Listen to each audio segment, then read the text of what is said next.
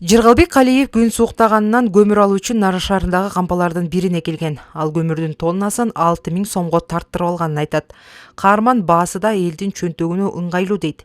Сапаты да ойдогудай экенин белгиледи. Баасы жакшы эле, Кудайга шүгүр. Мына кесек эле экен, андай деле майда эмес. Азыр эми мурун болсо гүл майда келчү. Азыр болсо Кудайга шүгүр. Кала жетекчилиги шаар ичинде 4 көмүр базасын уюштурган. Алардын ар биринде баа тыкыр көзөмөлдөнүп жатат.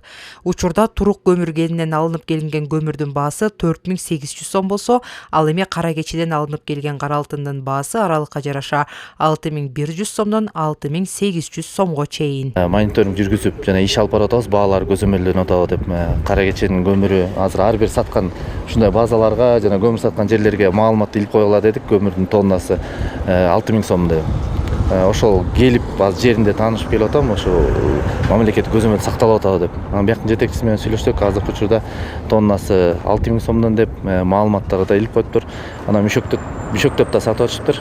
Ал эми кара алтындын баасы боюнча Нарын шаарынан башка райондордо аралыкка жараша айырма бар. Маселен, Нарын районунда тоннасы 6100 сом, Актала менен Ат башыда 6800 сомдон, Кочкордо болсо 5100 сом, көмүрдүн мекени болгон Жумгалда 4300 сом деп баа бекитилген.